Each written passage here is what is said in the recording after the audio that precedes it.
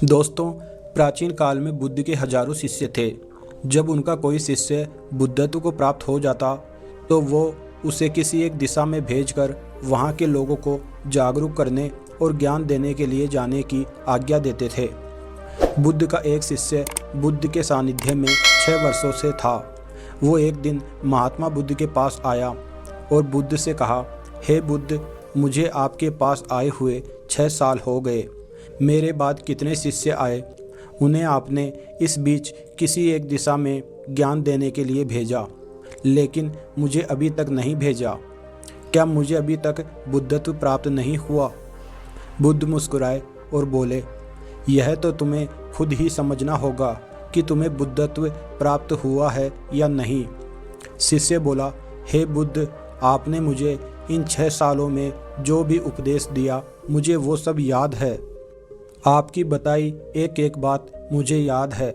आप मुझसे पूछ भी सकते हैं, मैं आपको हर उत्तर देने के लिए सक्षम हूँ।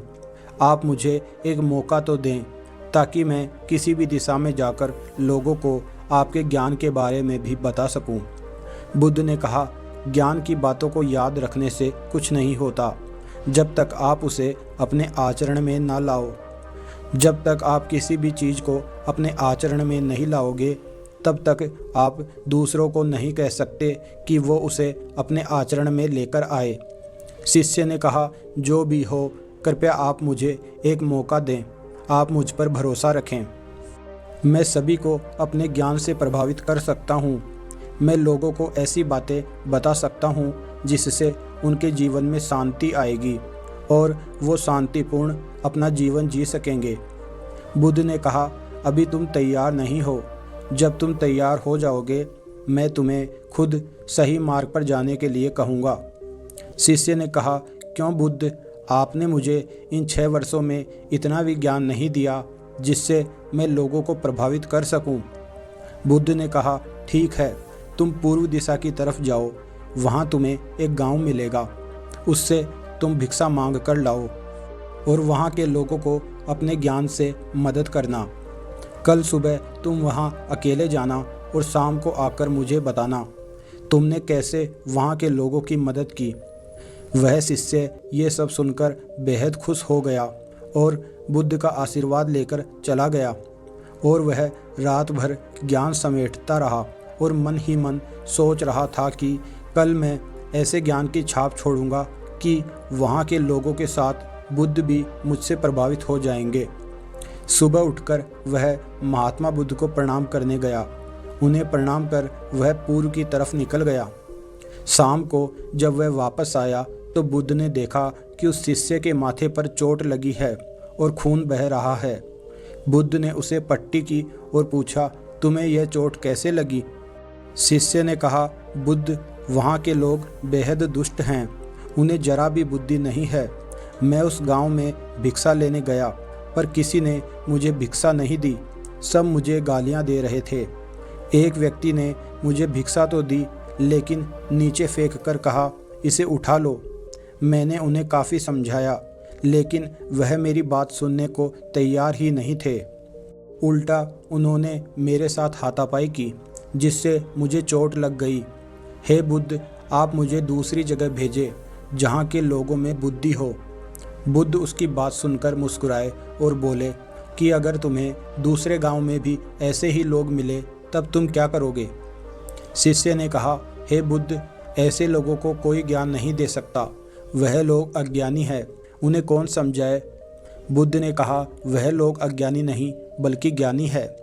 उनके पास बहुत बुद्धि है परंतु उनके पास खुद का ज्ञान है। अब अगर तुम किसी दूसरे के ज्ञान को चोट पहुंचाओगे तो वह कुछ तो कहेंगे ही। तुम्हें ऐसे लोग हर जगह मिलेंगे, तब तुम अपना ज्ञान उन्हें कैसे दोगे? बुद्ध ने शिष्य को कहा कि आज तुम आराम करो, कल शाम को मेरे पास आना। शिष्य बुद्ध को प्रणाम करके चला गया। अगली शाम जब वह वापस बुद्ध के पास आया तब वहाँ एक और बुद्ध का शिष्य मौजूद था। उनके हाथ में चोट लगी हुई थी। बुद्ध ने उस शिष्य के हाथ पर चोट देख उस पर पट्टी की और उस शिष्य से पूछा कि तुम्हें यह चोट कैसे लगी? शिष्य ने कहा, हे बुद्ध, आपने पूर्व के एक गांव में मुझे जाने के लिए कहा था। वहीं मुझे यह चोट लगी। बुद्ध ने कहा, वहाँ तुम्हारे साथ क्या हुआ, तुम मुझे बताओ। शिष्य ने कहा, हे बुद्ध, वहाँ पर मैंने सबसे भिक्षा मांगी, लेकिन किसी ने मुझे भिक्षा नहीं दी। एक व्यक्ति जिसने भिक्षा दी थी, उसने भी वह मुझे जमीन पर फेंक कर दी और कहा, उसे उठा लो। मैंने चुपचाप उसे उठाकर अपने पात्र में रख लिया और उसे कल्याण का आशीर्वाद दिया। तब उस व्यक्ति ने मुझसे कहा, आप बड़े ही अजीब व्यक्ति हो। मैं आपका अपमान कर रहा हूँ और आप मुझे आशीर्वाद दे रहे हैं। मैंने उनसे कहा कि आप धनी हैं, आपने मुझे दान दिया है, इसलिए मैं आपको आशीर्वाद दे रहा हूँ। फिर वहाँ से मैं आगे गया तो कुछ लोगों ने मुझे वहाँ जाने के लिए कहा। उन्होंने मुझे कुछ अपशब्द कहे और मुझ पर कुछ पत्थर फेंके, जिससे मुझे चोट लग गई। जब मैं वापस आ रहा था तब मैंने एक माँ को रोते हुए देखा। वह अपने बीमार बच्चे को लेकर चिंतित थी। मैं तुरंत जंगल से जाकर उसके लिए जड़ी बूटी ले आया, लेकिन वहाँ के लोग मुझे जड़ी बूटी देने नहीं दे रहे थे। फिर मैंने उनसे विनती की कि वह मुझे उस बच्चे का इलाज करने दें। उसके बाद वो जैसा कहेंगे मैं ठीक वैसा ही करूँगा। फिर जिस व्यक्ति ने मुझे भिक्षा दी थी उसने गांव वालों को समझाया। तब उन्होंने मुझे उस बच्चे को जड़ी बूटी लगाने दी। उसके बाद वह बच्चा ठीक हो गया। फिर गांव वालों ने मुझसे अपने किए गए अभद्र व्यवहार के लिए क्षमा मांगी और मुझे धन्यवाद कहा। फिर मैं वापस वहाँ से आ गया। वह शिष्य बुद्ध से कहता है कि हे बुद्ध, आपसे एक विनती है। उस गांव के लोग बहुत भोले भाले और सीधे हैं। क्या मैं रोज़ उसी गांव में जाकर भिक्षा मांग सकता हूँ? ये सभी बात वो पहला शिष्य भी सुन रहा था। उसने यह सुनते ही बुद्ध के चरणों में गिरकर कहा कि हे बुद्ध, मैं समझ गया हूँ कि अभी भी मैं उस लायक नहीं हुआ कि दूसरों को ज्ञान दे सकूँ। बुद्ध ने कहा, हमें बाहर वैसे ही लोग दिखाई देते हैं जैसे हम भीतर से होते हैं। जब तक हम स्वयं को नहीं बदलते तब तक हम किसी को भी नहीं बदल सकते। खुद में परिवर्तन करना बहुत ज़रूरी है। कोई भी बात बताने से पहले उसे आचरण में लाना बेहद ज़रूरी है, क्योंकि आचरण में लाई हुई चीज़ को बताना समझाना बहुत आसान होता है और उसे लोग बहुत आसानी से अच्छे से समझ पाते हैं। बुद्ध की बात सुनकर वह शिष्य समझ गया और बुद्धत्व प्राप्त करने के लिए पहले से ज़्यादा परिश्रम करने लग गया। दोस्तों, आपको ये कहानी कैसी लगी कमेंट करके ज़रूर बताना।